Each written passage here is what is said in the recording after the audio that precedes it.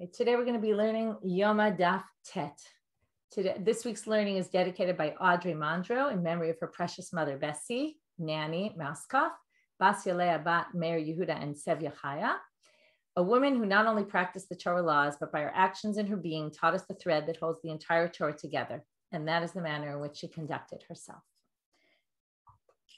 Okay. We are getting to a very interesting daf. We've been discussing this Lishkat Parhedrin and how it was it has a negative connotation. And the idea being that the Kohanim were switching every year, the Kohanim Gedolim, and that was looked at as a bad thing. The Parhedrin was a reference to people that, like an officer that gets switched every 12 months.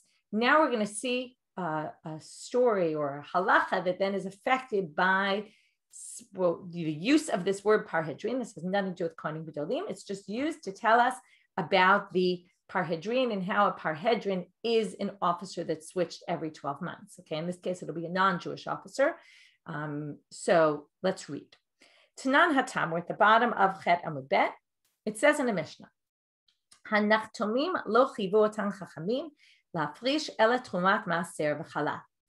The bakers who bought their produce, their raw ingredients, mainly the tfuah, we're talking about the grains, from Amei Haaretz. If you remember, there's these categories. There's Amei Haaretz and there's Chaverim. Chaverim are the rabbis in their world and the people who keep halacha. Then there's the Amei Haaretz who also keep halacha, but they don't keep halacha in the same way that the rabbis do. And the rabbis have suspicion that these people, when it comes to financial considerations, they might not do mitzvot if they're going to have to spend money out of pocket. So therefore, when it comes to buying produce, there's a concern that maybe they don't take all of the tithes that are supposed to be taken. Now, there's a whole bunch of different ones, and we're going to go through them today. Okay, maybe I'll review from the beginning. Truma Gedolah is the part that you give to the Kohen. This depends on how generous you want to be. You can give between 1/40th to 1/60th. Okay, you can give less or you can give more. So I should have said 1/60th to 1/40th, right? And the smaller amount to the larger amount. That's Truma Gedolah. It's not a lot. Then there's Truma. Then there's Maaser. Maaser is a tenth of it goes to the Levi. From that tenth, the Levi has to take, that's called Maaser Rishon, the first Maaser, the first tenth. The Levi himself then needs to take a tenth of what he gets and give it to the Kohen. That's called Trumat Maaser. It's the Truma of the Levi. So he takes a tenth of his tenth and gives that to the Kohen. Then there's Maaser Sheni, which is every first, second, fourth, and fifth year of the Shemitah cycle.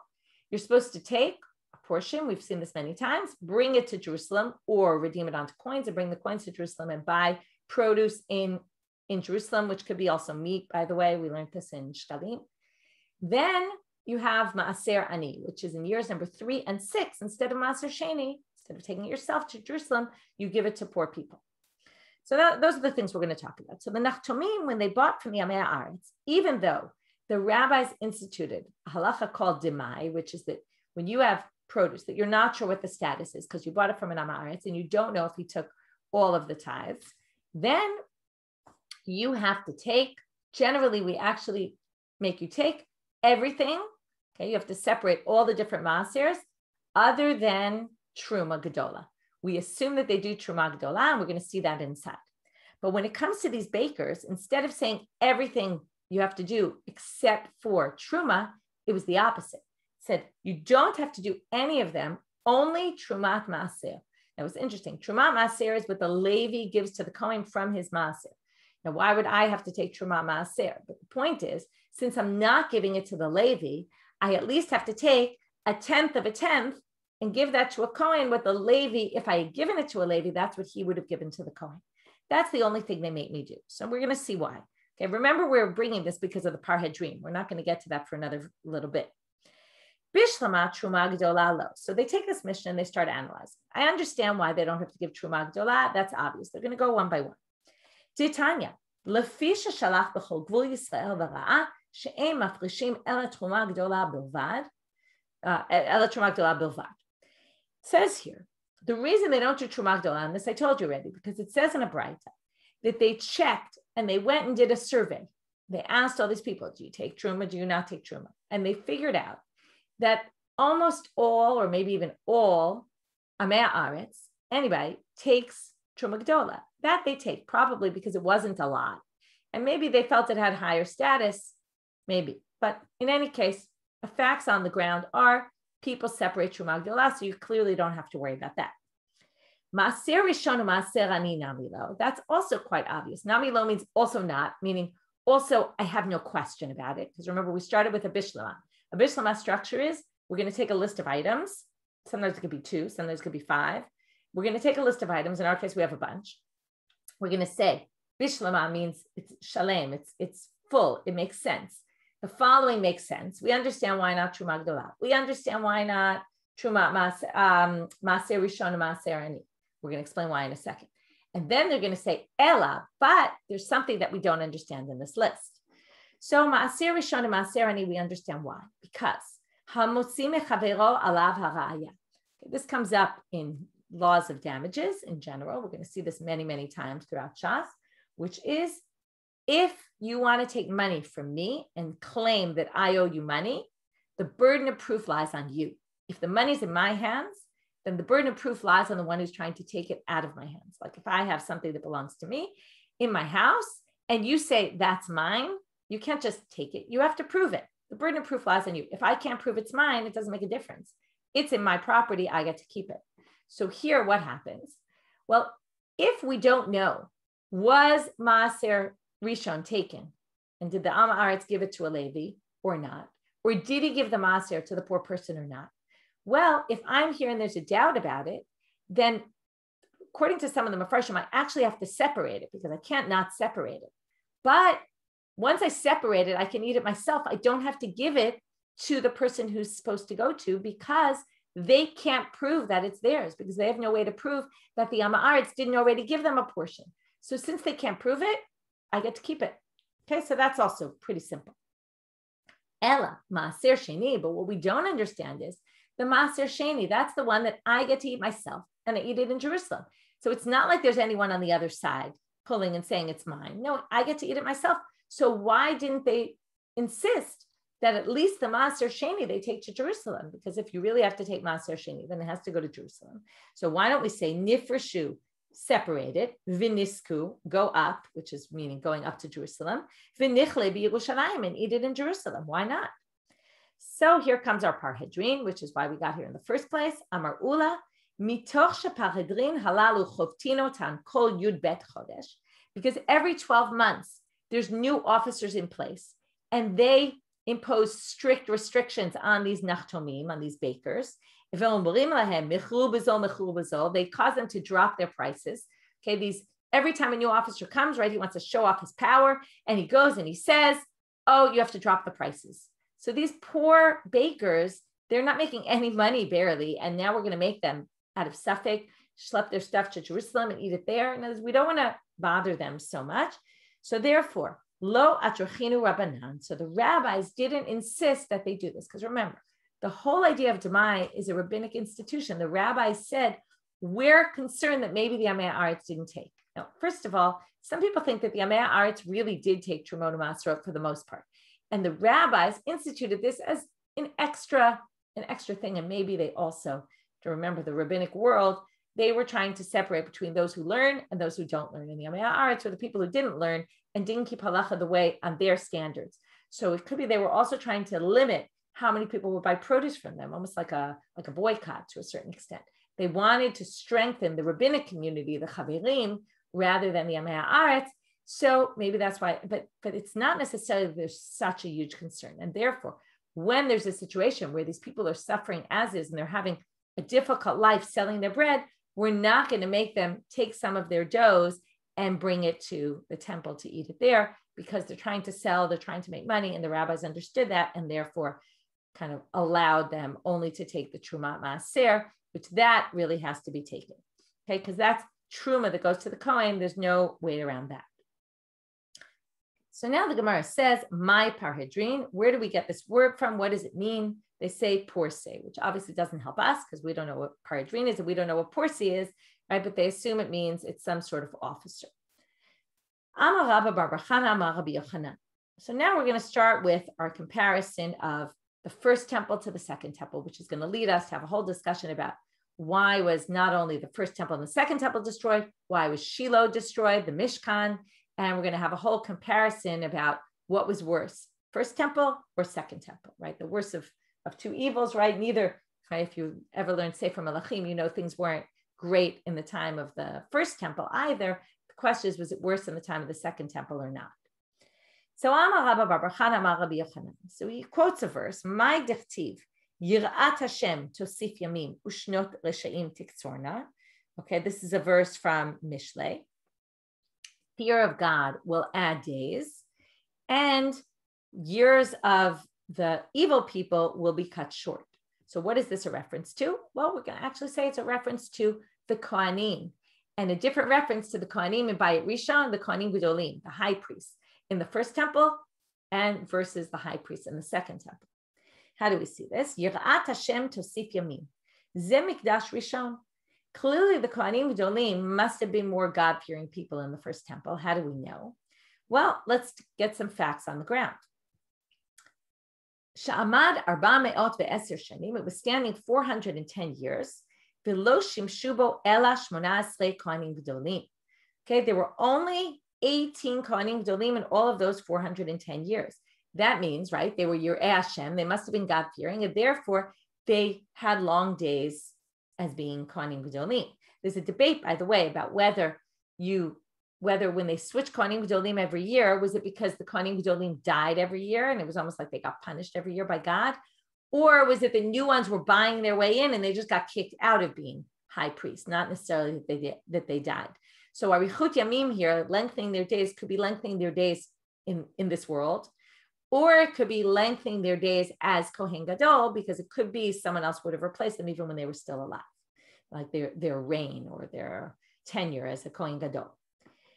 What about the second part of that pasuk? Ushnot reshaim tiktzorna, but evil people will be cut short. Ze mikdash sheni, she'amad 420 shana. It was 420 years, so 10 more years than Bayit Rishon. In Bayit Rishon, we had 18 Kohanim Gedolim. V'shimshubo yoter mishlosh me'ot Kohanim. There were more than 300 Kohanim who were there. Now, we said before they switched every year. 300 into 420 doesn't exactly mean one every year, although close. But we're going to tell you, well, we know that there were a few Kohanim Gedolim who had long tenures. Well, who were they? Semehen 40 shana sheshimesh Shimon HaTzadik. So 40 of Shimon HaTzadik. Ushmonim sheshimesh Yochanan Kohen Gadol. Yochanan Kohen Gadol was 80 years, right? Cheshmonaim. Eser sheshimesh Yishmael ben Pavi. There were 10 years of him. V'amrilan, some people say Yud Aleph 11 sheshimesh Rabbi Elazar ben Chorson. Okay, so we had 120 plus another 21, so 141. So subtract that from 420, and you get 279. Mikam va'elach, so 279 and about 300 in that time period. So Mikam va'elach, seva chashov, kol echad ve'echad lo hotzi shnato. Okay, none of them, right, or many of them didn't even finish more than a year, because you have 300 into 279, clearly some even less than a year. Amar Rabbi Yochanan ben Torta. Okay, this is, it says it comes from the Tosefta Menachot. We saw the Tosefta Menachot chapter 3 when we had that whole thing about Heve Pikoach Ushto, right? Be smart and close your mouth. Here we're now jumping to chapter 13 of the Tosefta Menachot, the very last halacha of the Tosefta Menachot, which makes sense because it's all about the Menachot, that they would bring the meal offerings in the temple, is all about this, about all the things that caused the destruction of the temple. And now we're going to see there's a bit of a different version. Okay, I'll tell you one of the differences when we get to the first section. There's a big difference. So you can look there if you want to see a different version of this. It could be there's different versions of the Tosefta. Maybe this is a quote from the Tosefta, but it definitely differs from the version that we have in front of us. Amar Rabbi Yochanan ben Torta, mipnei ma charva Shiloh. For what reason was Shiloh destroyed? Okay, we're going to go through Shiloh, first temple, and second temple. We're going to get to some very famous sugyot today's daf. Mipnei shahayu ba shnei dvarim. There were two things that were bad. Gilui arayot ubizayon kodashim. Okay, in the Tosefta Menachot, it only says bizayon kodashim. It doesn't say gilui arayot. Okay, so let's go through now.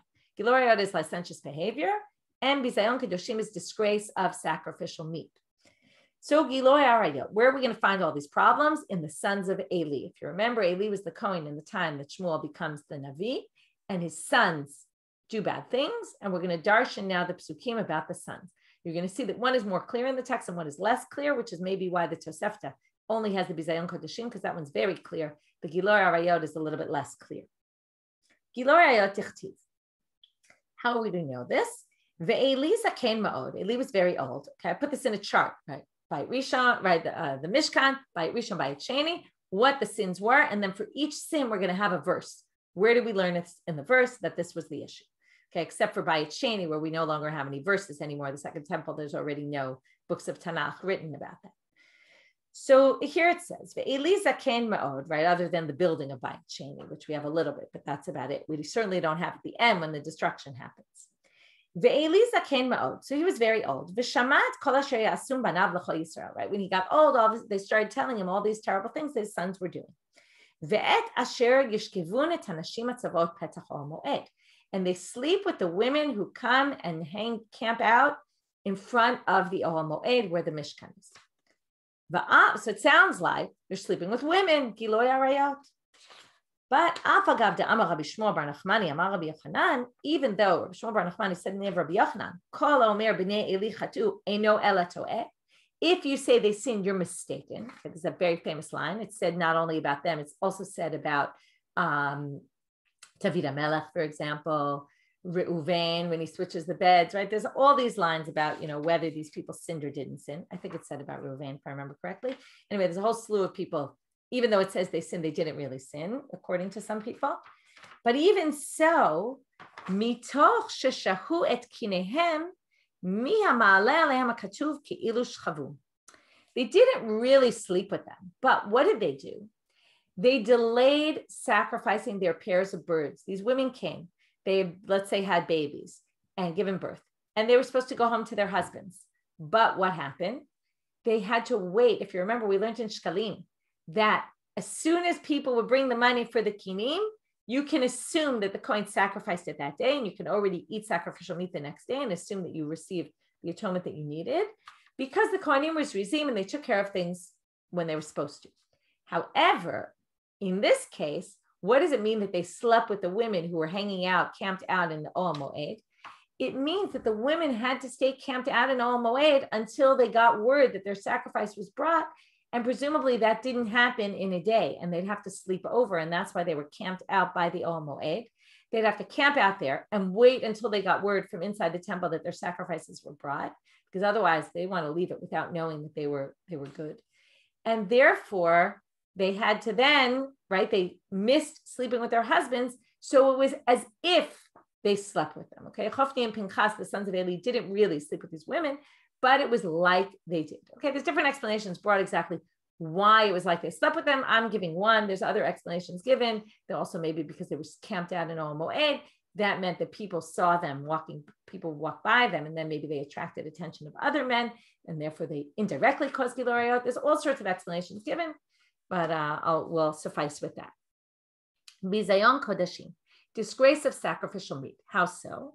Dichtiv gam beterem yaktirun et hachelev. Okay, the first thing you have to know is the way sacrifices work. If you bring a korban shlamim, which is a peace offering, which is an offering that you as the owner gets to eat part of the meat, but you don't eat everything. Part of it gets burned, like the chelev, and other parts get burned on the mizbeach. Those are called the imurim. Those are parts that you burn on the altar. Parts go, the chazeh and the shok go to the kohen, and the rest gets eaten by the owner. But there's a special order you're supposed to do it.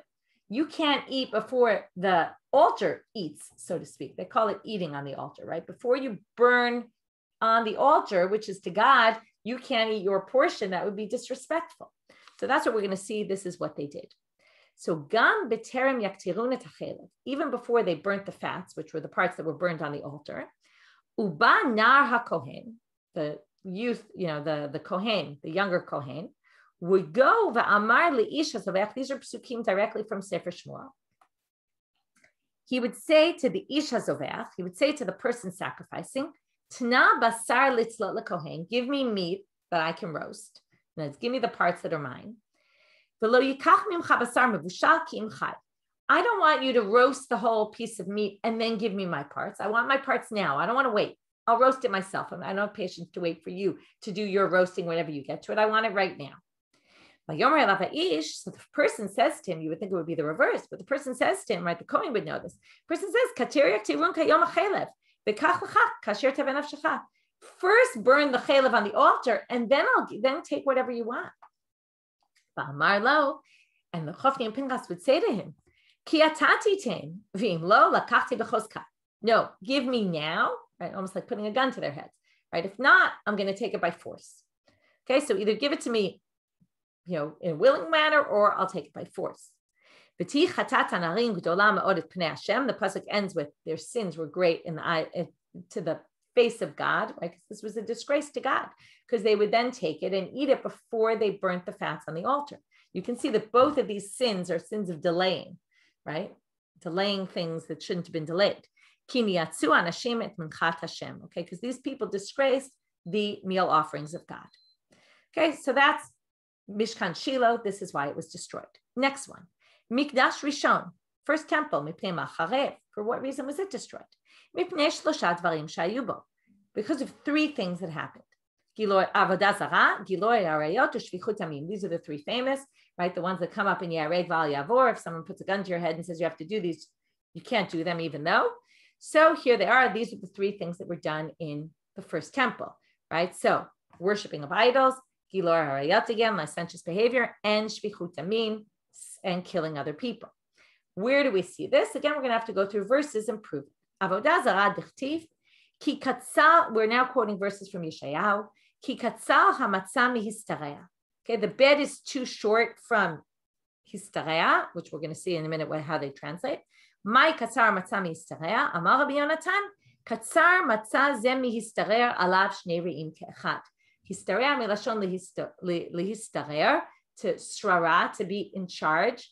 This bed is too, right? It's too small for two of us to be in the bed together, which is basically God's way of saying, right, I can't be a leader if there's also avodah zarah here. It just doesn't work. Now we're going to read the end of that pasuk. V'masechat tzara kihitkanes, and the mask is too narrow to be collected, I guess, would be the way you would translate. How do they darshan this? What does this mean? Amar Rabbi Shmuel bar Nachmani, Kimate Rabbi Yonatan lahai kra bache. When Rabbi Yonatan would get to this pasuk, he would start to cry. Amal man dichtiv ba kones koned me'ayam.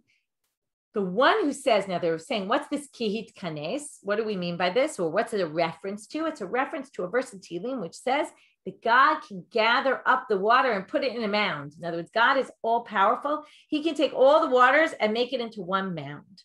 Okay, that's his greatness. And yet, so that's kihit kanes. That's a reference to God who's all powerful. And yet, na'aset lo masechat tzara. The masecha, which is a reference, a mask, is a reference to the idols, is a tzara. Now, tzara often means a pain, something painful or something. But here it means a tzara is a rival. It's a second wife. Usually, that's what you call a tzara. If you remember the story of Shmuel, we were just talking about this tzara, and there's Penina and Chana. Right, Penina is the tzara of, right? She's a sore in her side. Right, she's the second wife. So here it's saying you kind of took on a second wife, and the idol has become a tzara to me. So that's that verse. There we see avodah zarah. Hilor ayot. Where do we get that from? Dichtiv vayomer yan ki gavhu benot Zion. Because the benot Zion, the women of Zion, have become arrogant.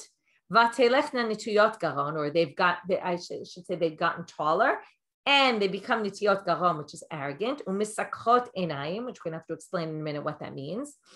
Their eyes are misakrot. We'll have to see what that means. Haloch v'tafov telachna. They walk back and forth. Uberaglehen ta'akasna. And they do something. We're going to have to see what the root of this word ta'akasna is with their legs. So let's explain how this pasuk shows Giloy Arayot. Yan ki gavhu benot Zion shayu ma'achot aruka b'tzad ktsara. They would walk, a very tall woman would walk near a shorter woman to make her look taller, okay, to make her stand out. She's attracting attention to herself. ותלכנה נטויות גרון, שהיו מלכות בקומה זקופה. They would walk, with a very tall walk, arrogance. ומסקחות עיניים, what does this mean? היו מלווים כוכלה, דהבו מליין, they would fill כוכלה עיניהון, they would put on lots of makeup. כוכלה is eyeshadow. They would put on lots of makeup. הלוך ותפוף תלכנה, they would walk. What is this הלוך ותפוף? שהיו מלכות עקב בצד גודל. Normally you walk, you take big strides. But if you strut, right, how do you strut? You kind of walk where your foot, right, the toe of one is, the heel of one is by the toe of the next. In other words, you walk very slow steps, kind of walking to attract attention to yourself. Now, what is this? More of afar simon. They would bring spices, perfumes, I should say. They put it in their shoes. And when they would see young lads, they would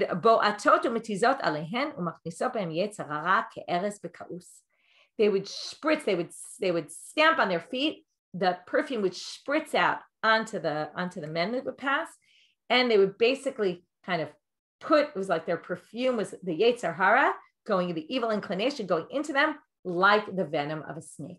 That's the word ka'us is from a snake, like the venom of a viper. Okay, there you have the women who caused the Gilui Arayot, basically. They're responsible for that. And yes, we had this in Masechet Shabbat. I was trying to remember the context.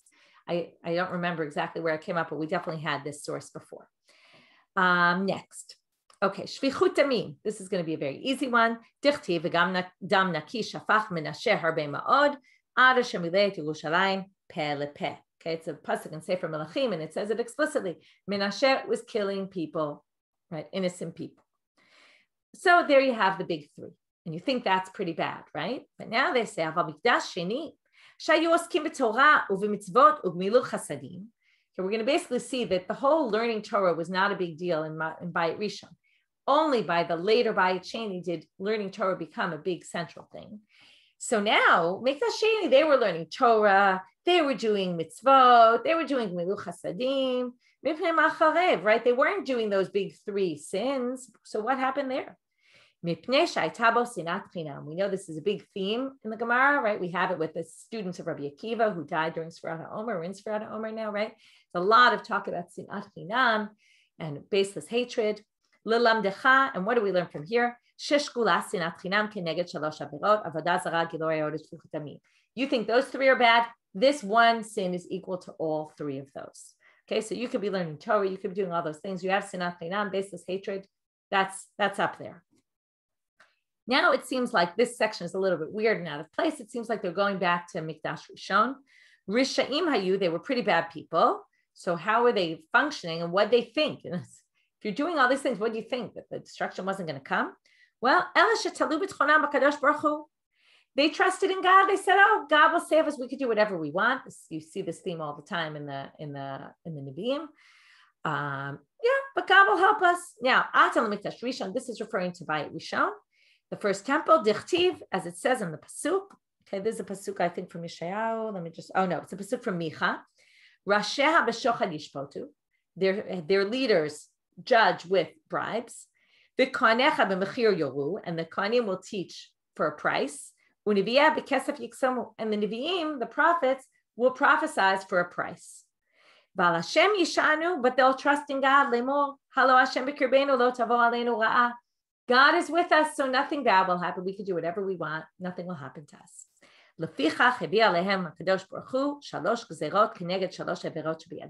Because of these three, God brought three punishments. Sion will be a desolate field. Jerusalem will be wiped out. The Har Habayit lebamot yar, and the Har Habayit, where the temple was, will be just an open field. And there'll be just bamot there, right? Which is places where people just sacrifice, but nothing, no structure. Okay, so now that's our ending of Rabbi Yochanan ben Torta, all the things that caused the destruction. So now they're going to ask some questions. There wasn't this baseless hatred in Mikdash Rishon, first temple. V'aktiv, doesn't it say? Okay, now we're quoting a verse from Yechezkel. Migurei el cherev. Okay, I'll read the whole pasuk because we're going to quote parts of it after. Zak v'hilel ben adam. Okay, this means there's going to be a lot of crying of grief. Ki hi hayta ba'ami, because this bad was in our nation. Hi b'chol nesi'ei Yisrael. It's among all the leaders of the nation. Migurei el cherev. Now, migurei comes from the language of lagor, to live. People who are living together are putting swords up against each other. Hayu et ami. This was something that's plagued our nation. Atas fok el yerech. Now you should tap on your thighs like as a sign of grief, okay? Because this is what's happening. So now we're going to darshan this. Migurei al cherev hayu et ami, lachen tzfok el yarech. Va'amar Rabbi Elazar, elu b'nei adam she'ochlim v'shotim ze im ze. They live together, they eat and drink together. V'dokrim ze et ze b'charavot shebelashonam. But they stab each other with the swords in their mouths, their tongues. Okay, basically, right, this is what unfortunately goes on now a lot, right? People just using the language to kill people, right? Literally, and to destroy people's reputations, etc. That's what they were doing. They looked like they were friends, but this is really what they were doing. So now they say, so what do you mean? Sinat Chinam was clearly going on in the first temple, because he's obviously describing the first temple. This is Yechezkel. So they say, no, Hahi b'nisiyei Yisrael havan. No, this was only among the leaders. It wasn't among all the people. In Bayit Sheni, it was among all the people in the second temple. But in the first temple, it was only the leaders. How do we know this? Dichtiv za'ak v'hilel ben adam ki hayta ba'ami. And the Braita about this says, za'ak v'hilel ben adam yachol lakol. Since it says et ami, it's among my nation, you would have assumed that it means everybody. Talmud lamal, hi b'chol nesi'ei Yisrael. No, it says it was in our nation among the leaders. And therefore, it doesn't mean it was among the nation and among the leaders. It means what we're saying it was among the nation really means only the leaders. The leaders had this problem, but not all the people. And that's why the second temple wasn't destroyed because the leaders hated each other. It was destroyed for these other three reasons, that of the sins that were rampant among the whole nation. Okay. It's interesting, by the way, because the Shvichut Tamim is this pasuk specifically about the king, about the leader, and not about all the people. But maybe you could say it must have been going on among everybody, and it just specifically talks about the leaders there, even though it really was, that's the pasuk we had, even though it was apparently rampant among the people. Okay, now we're going to have the end of our Gemara is going to talk about two big debates between Rabbi Yochanan and Rish Lakish. I'm going to give you for homework to think about if you can connect between these two debates. Okay, here goes. Rabbi Yochanan and Rabbi Elazar, the Amrei Travayu. Rabbi Elazar was Rabbi Yochanan's student. Okay, we're talking about all people living in Israel. That's important to understand. Background for here. So they both said, Rishonim shenitgale avonam nitgale kitzam. Achronim shelo nitgale avonam lo nitgale kitzam. He's going to basically say again, it was worse in Bayit Sheni than in Bayit Rishon. Okay, until now, we haven't really said which is worse. We've said it's bad. The only thing we said was about the Kohanim Gedolim. It was much worse in the Bayit Sheni time period. That was in the beginning of the daf. But here we said, right, we have the three sins. We have the one sin of Sinat Chinam. We say that's equal, but almost like it's equal. But now they're going to start ranking it. Comes Rabbi Yochanan says, obviously Mikdash Rishon was better. Why? Because, let's start from the end. Nitgaleh Kitzam, they knew from the beginning when it was going to end. Now try to imagine yourself in Rabbi Yochanan's position a few generations after the destruction. And they're incredibly depressed because they have no idea when they're going to rebuild the third temple, right? Now, looking so many years later, right, you see how long really it's such a difference, right? He was comparing it, wasn't as huge a difference as it is today. So he says, look, the first people, they did things out in, everybody saw, they knew they were doing Dilor Arayot, Shvichut Yamim, Avodas Zarah. They were open about it. That, because they were open about their sins, there's something better about that. And because of that, Nitgaleh Kitzam, when it's going to end, was revealed to them. They revealed their sins, God revealed to them when it would all end. But Achronim, Shalom Nitgaleh Avonam, many times when you stab someone in the back, right, you do it behind their back. They don't know, you hate people, you often pretend you're their friend, and then behind their back, you're doing terrible things. So that was much more of a quiet kind of hidden sin. And because of that, Lo Nitgaleh Kitzam, okay, it wasn't revealed what the end was going to be and when this whole thing will ever finish. Amar Rabbi Yochanan, another statement about this. Tovat zipornan shel rishonim mikreisam shel achronim. The nails, which are usually useless, right? You even cut off your nails. The nails of the earlier people were, of the Bayit Rishon people, first temple people, were greater than the bellies of the later people, the ones who lived in Bayit Sheni, meaning, right, this is just an image. I mean, you can maybe make something more of this image, but, the most useless part of their body was more important than that, meaning even the worst among them were greater than the Bayit Sheni people. Amar le Rish Lakish says, what are you talking about? Adrabah, achronim adife. No, the later people were better. Because even though now we're living in Israel under other people are ruling over us, at least we're learning Torah. Look what we have going on.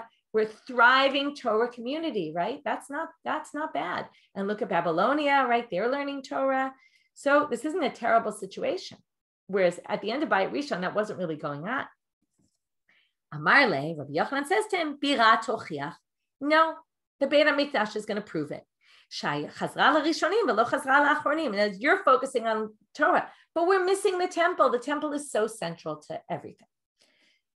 Sha'alu et Rabbi Elazar, Rishonim gedolim or achronim gedolim. So now they asked Rabbi Elazar, who's the student of Rabbi Yochanan. So what does he answer? Amar lahem tshnu einechem babira. Go look at the temple. Do you see it? No, obviously we're worse. Right? Some people say Amar lahem eidechem bira. It really means the same thing, but it's the temple should be our witness. So what's interesting about this is there's this big debate, and it's the same debate you see throughout, which is once there's no longer a temple, the Torah took the place of the temple, right? Also prayer, but also Torah learning became very central. And here there's this debate between the rabbis and often you see it where the rabbis almost minimize the temple to strengthen what they have and what exists in their time, right? It's a good question like nowadays. Should we go about trying to rebuild the temple, which may get us nowhere, right? Or should we spend our time learning Torah where we're actually doing something and it's very, right? It strengthens the community, etc. So, or do we say, no, without the temple, we're nothing, right? We should work toward figuring out a way to rebuild the temple. So this is the debate that Rabbi Yochanan and Rish Lakish are having. Now you wonder, would they have the same debate nowadays? Right? It's a big question. And that was some of the people who came back to Israel in 48 said, now's the time. Clearly, right? It hasn't been all these years, but maybe now's the time to start rebuilding the temple. Anyway, you could see this is the debate. Is the temple our central thing, or is the temple not so central? It's learning Torah became more central and it replaced it. So that's an interesting debate between them. Now we're going to see another interesting debate. Rish Lakish he was swimming in the Yarden. Okay, we see him swimming in the famous story with him and Rabbi Yochanan. That's not the story. So Rabbi Baruch Chana comes and helps him out of the Yarden, gives him a hand. Amarle, Elah Sanina Lahu. Now, even though he's giving him a hand, Rish Lakish has a mouthful for Rabbi Baruch Chana. He says to him, God hates you guys, you Babylonians, because Rabbi Baruch Chana came from Babylonia. Dichtiv im chomahi nivna aleh tirat chesed. Okay, this is a pasuk from Shiur HaShirim. And it says if it's a wall, then we're going to build on it a turret of silver. And if it's a door, we're going to put on it a beam of cedar. So im asitem atzmachem kechoma, here's a very, very famous line. You ready for it? If you make yourselves a choma, if you had done that, if you had gone back in the time of Ezra, you Babylonians, you're living in galut, you're living in exile. Why didn't you come back when you had the chance? Right? It's the big Aliyah speech. If you had made yourselves like a choma, like a big strong wall, and you went up to, in the time of Ezra, you all went up to Israel. You would have been nimshaltem kekesef, like silver. What's unique about silver as opposed to erez, cedar? She'ein rakav sholet bo, it never rots. Now that instead of going like that, you came up in doors. What happens in a door? Not everyone can pass through the door at once. You went a few people at a time. Nim shaltem ke'erez. You're like a cedar tree. Shaharakav sholetbo, that ends up rotting. My erez. What's the rot that happens to the erez? So Amar Ula sasmagol. It's a worm called sasmagol. My sasmagor. What is this? Amar Rabbi Abba batkol. It's a reference to the fact that there's no longer the Shekhinah in the temple. The divine presence is no longer there. There's no prophecy anymore. And it's all just batkol. That's what we're left with, this heavenly voice that once in a while it comes down, that even we're told we're not even allowed to listen to it. That's all we have left from God. We've lost God's presence among us. And it's all because of the people who didn't make Aliyah in the time of Ezra. Okay, very harsh. Kiditanya, how do we know this? It says in the Braita, Mishametu Nevi'im Achronim, Chagai Zechariah Malachim, Nistakav Ruach HaKodesh B'Yisrael. Right, that's the time exactly when they were coming back. Right, the end of Bayit Rishon, beginning of Bayit Sheni.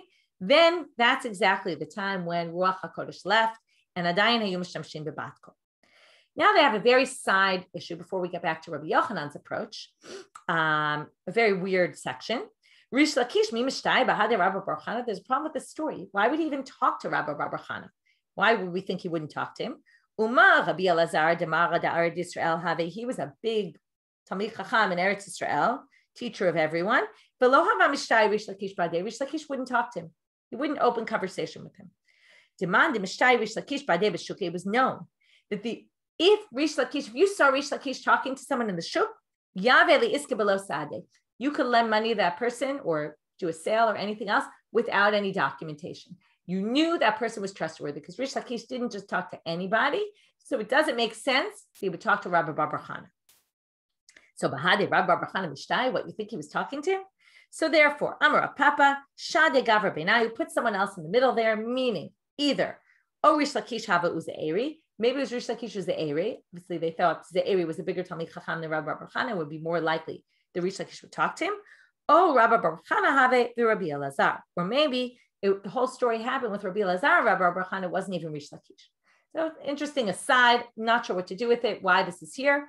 It's interesting because we were all talking about Sinat Chinam, and here Rish Lakish has this arrogant attitude about who he speaks to, who he doesn't. Even his attitude about the people who stayed in exile is kind of an arrogant attitude. Why didn't you come? Right? Whereas Rabbi Yochanan, we're going to see now, Ki ata l'kabnei de Rabbi Yochanan, Rabbi Bar Chana went to Rabbi Yochanan, Amarle, he said to him, Lav hainu tama. That's not the reason why there's no divine presence in the second temple. It's not why things, God stopped prophecy. It's not because people didn't come on Aliyah. It's not the issue. Inami sliku kulu b'mei Ezra lohava shari yeshchina b'bikdasheni. Even if they had all come, there still wouldn't have been the divine presence. Why is that? There's a different problem with Bayit Sheni. And with that, we'll end for today. Yaft Elohim liyefet v'yishkom ba'olei Shem. What does that mean? Af agav di yaft Elohim liyefet. Even though God made it nice for Yefet, ein hashchina shora ela ba'olei Shem. The Shechina is only going to rest in the Ohalim of Shem. Shem is Shemi, right? The Semites, which are we're of those nations, which is, we're going to basically say, our temple was built partially by the Parsim. Okay, and we're going to have a question. Parsai, Menaled, Miyefekatu. How do we know they came from Yefet? But the point is, anything they build is not going to have the divine presence. It has to be built totally by Jews. And first temple was built by Jews.